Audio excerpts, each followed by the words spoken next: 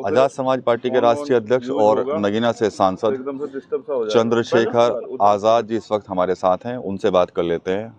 हरियाणा में तो दावे थे कि चाबी हमारे पास है सत्ता की, लेकिन बीजेपी ने तो वहां पर सबकी जमानतें जब्त करवा दी।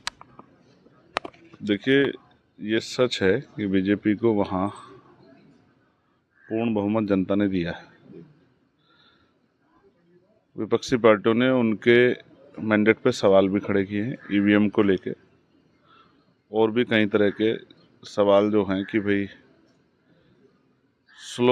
धीरे धीरे जो है गिनती की गई, एडमिनिस्ट्रेशन पे सरकार द्वारा दबाव बनाया गया।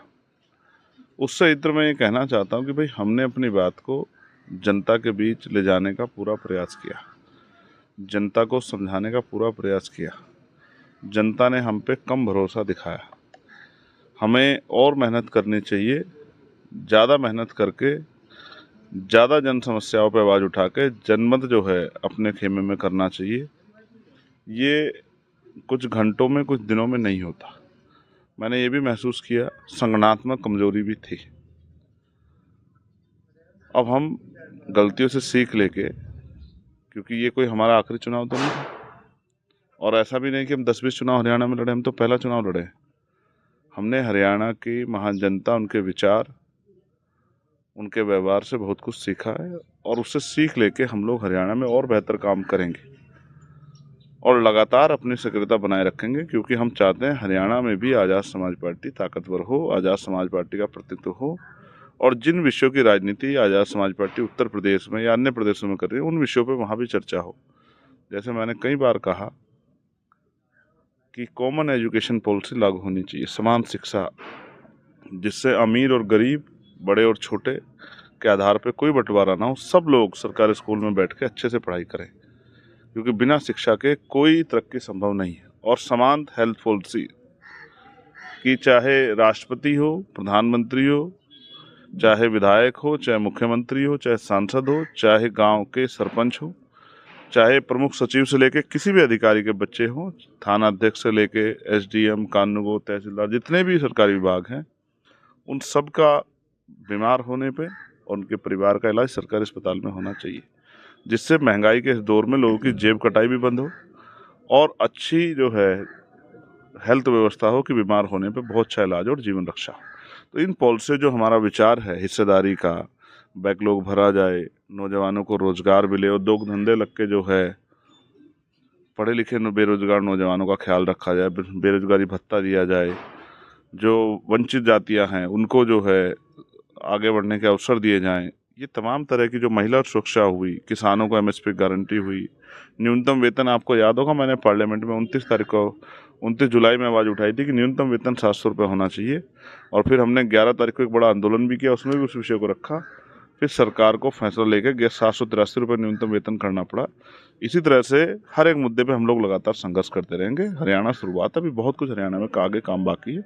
अगले 5 साल तैयारी करेंगे, जनमत का सम्मान करेंगे। क्या लगता है कि हरियाणा में जेजेपी के अलावा किसी और से गठबंधन करते तो फायदे में रहते? ठीक है, जो बीत गया अब उस पर क्या सोचना, और फायदे नुकसान की नहीं, जनता की आवाज़ बनने के लिए लड़ाई लड़ रहे हैं। अब भी जब अगर सरकार कुछ गलत करेगी या किसी को कोई परेशानी होगी तो उनकी आवाज़ सड़कों से उठाएंगे।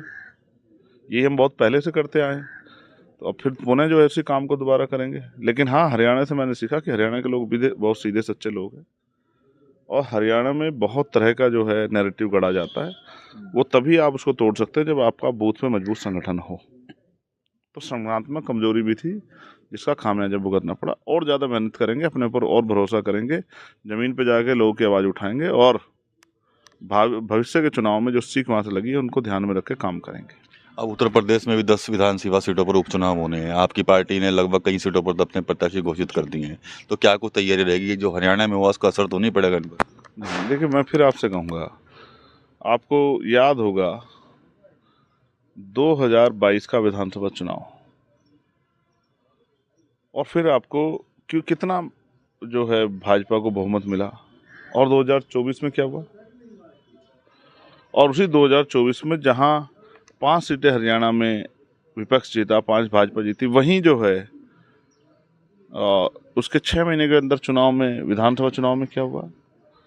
तो मैं फिर आपसे ये कहूँगा कि चुनाव चलते रहेंगे, अलग अलग जगह जनता में अलग अलग तरह की जागरूकता है और अलग अलग तरह की समस्याएं हैं।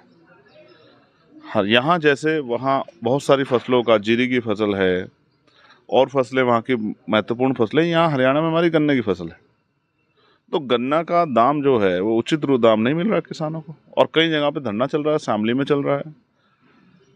अभी डेलीगेट के चुनाव हुए गन्ना सोसाइटी के, उसमें भ्रष्टाचार हुआ, उसमें जो है लोगों के पर्चे निष्क्रिय, तो यहाँ किसान उस पर भी आंदोलन कर रहे हैं।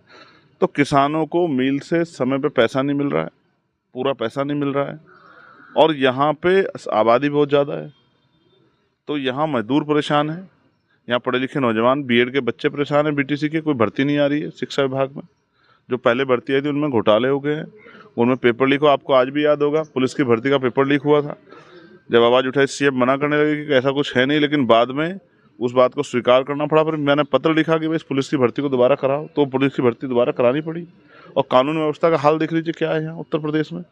जिस तरह से रोज़ हत्याएं हो रही हैं, रेप हो रहा है, लोगों को मारा जा रहा है, तमाम तरह की परेशानियाँ खड़ी हो रही है, लोग आंदोलन धरने कर रहे हैं। तो इस तरह से जो उत्तर प्रदेश की राजनीति वो अलग तरह की राजनीति है।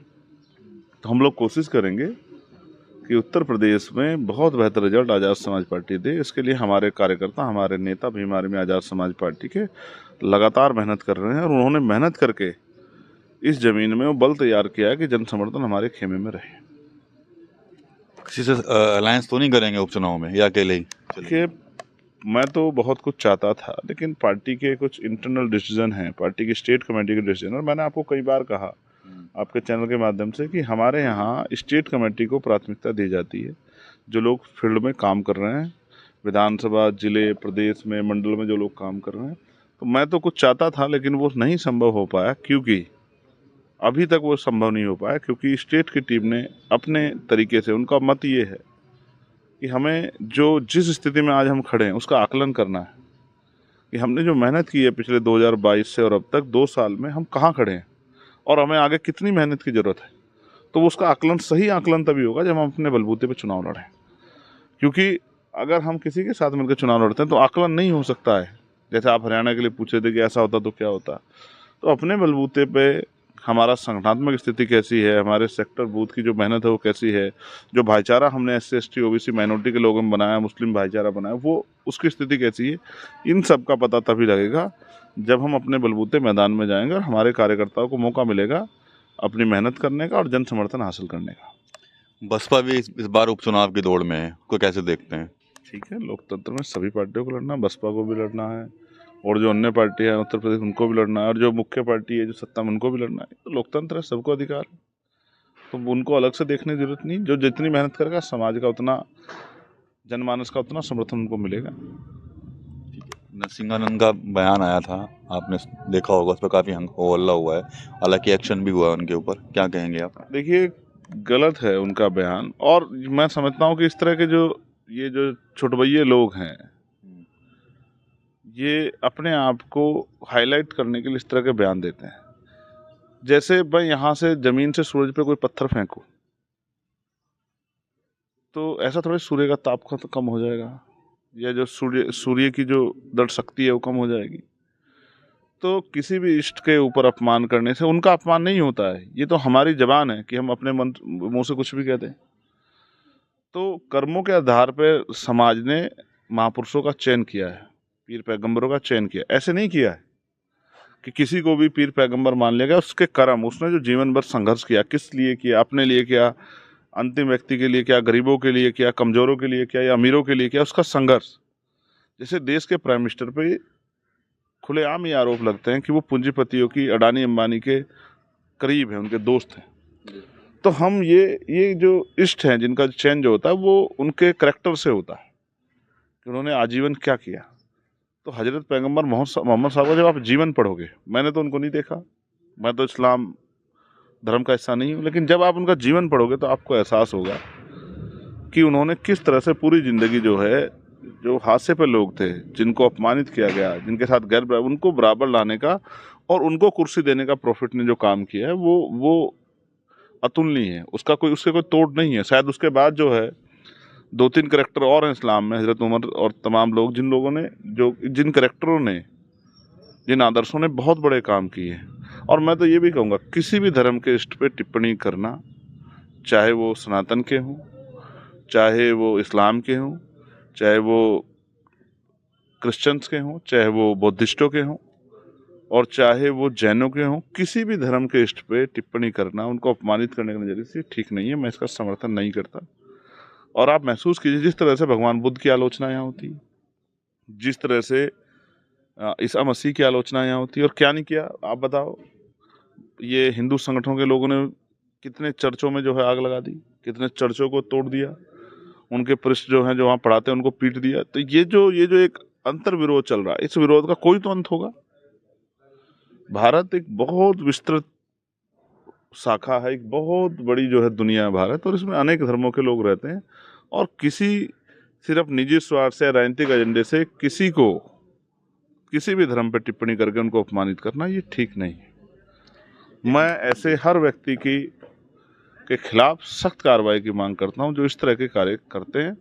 और मैं सरकार से कहूँगा, भविष्य में वो इस तरह से जो है कार्रवाई करे कि दोबारा कोई इस तरह की ओछी टिप्पणियां, इस तरह की घटिया मानसिकता, निजी स्वार्थ या अपने आप को चमकाने के लिए इस तरह की भाषा का प्रयोग ना करे, जिससे कि माहौल खराब हो। जिस तरह का माहौल इस बयान के बाद बना, अस्थिरता बनी, उससे नुकसान हुआ आम जनमानस को और आपसी भाईचारे को। ये नहीं होना चाहिए। एक बयान भी काफ़ी चर्चाओं में है, बटेंगे तो कटेंगे। तो ये मुख्यमंत्री का राजनीतिक बयान है। अब आरएसएस प्रमुख का भी आया है, भागवत जी का। और ठीक है, तो बांटा तो उन्हीं लोगों ने है जिन लोगों ने इस सनातन धर्म की व्यवस्था में ऊंच नीच की भावना पैदा की है, छोटे बड़े की भावना पैदा की है। किसी को मंदिर में जाने से रोकते हैं, किसी को मूछें रखने पे मारते हैं, किसी को जो है घोड़ी बैठने में मारते हैं। मैं तो इनसे कहूँगा कि इनको जाके समाज में गैर बराबरी के खिलाफ आंदोलन चलाना चाहिए, मंचों पर बैठ के बयान देने की बजाय। अभी आपने देखा उत्तर प्रदेश में एक हिंदू एमएलए को और एक हिंदू ही जो है उसने क्या नाम वकील ने सार्वजनिक रूप से पीट दिया। वो भाजपा के एमएलए, सोचे विपक्ष के एमएलए भी नहीं। तो कौन बांट रहा है? जाति धर्म के आधार पर ऊंच नीच की व्यवस्था आपने पैदा की है, जाति के आधार पर अपमानित करने का काम आपने किया है, जाति के आधार पर लोगों का शोषण करने का काम आपकी व्यवस्था ने किया। तो आप किस आधार पर कह दोगे बटन कटेंगे? ये चुनावी नारा है। अगर इसमें जरा सा भी सच होता तो डॉक्टर बाबा साहब अम्बेडकर को बौद्ध धर्म की दीक्षा नहीं लेनी पड़ती। 2 दिन बाद 14 अक्टूबर है, 1956 में बाबा साहब अम्बेडकर ने बौद्ध धर्म की दीक्षा ली थी। इसी व्यवस्था से अपमानित होकर ली थी, क्योंकि इस व्यवस्था में ऊंचे पायदान में बैठे लोगों ने इस व्यवस्था में परिवर्तन को स्वीकार नहीं किया, जिस पर आज चर्चाएं होने लगी हैं।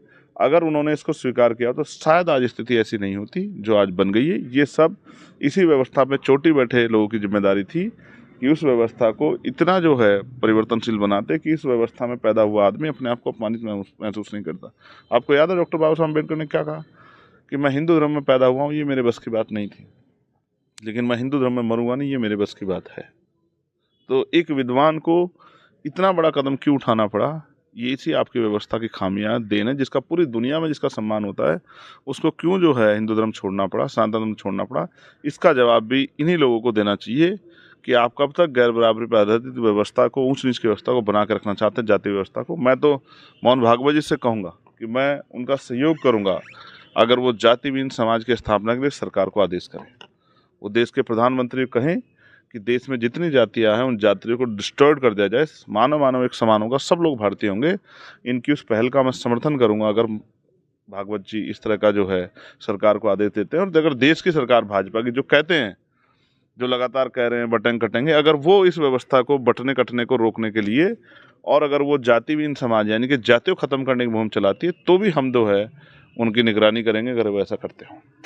कल आपने देखा होगा लखनऊ में जब अखिलेश यादव जाना चाह रहे थे जेपीएनआईसी, तो रोका गया, काफ़ी हंगामा हुआ है। तो कैसे देखते हैं इसको? इसी तरह से बहुत बड़े वंचित वर्ग की तरक्की को भी रोका गया व्यवस्था के आधार पे। और मैं कहता हूँ जितना आप किसी को रोकेंगे उतना जो है विरोध पैदा होगा। और ये जो ओछी राजनीति है रोकने की, मैं इसका समर्थन नहीं करता। सभी को अधिकार है कि वो देश का गौरव बढ़ाने वाले, गौरवशाली जो इतिहास है उसमें गौरव बढ़ाने वाले जो व्यक्तित्व हैं उनका सम्मान और उनकी तिथियों पे आयोजन करें, और उसमें किसी को रोकना जो है ठीक नहीं है। तो ये थे चंद्रशेखर आज़ाद, नगीना सांसद। साफ तौर पर कहीं ना कहीं जो तमाम मुद्दे हैं हरियाणा चुनाव का हो या फिर उत्तर प्रदेश उपचुनाव का, उन पर जो इनकी राय है वो उन्होंने शेयर की। TV9 यूपी के लिए सहारनपुर से विकास कर रही है।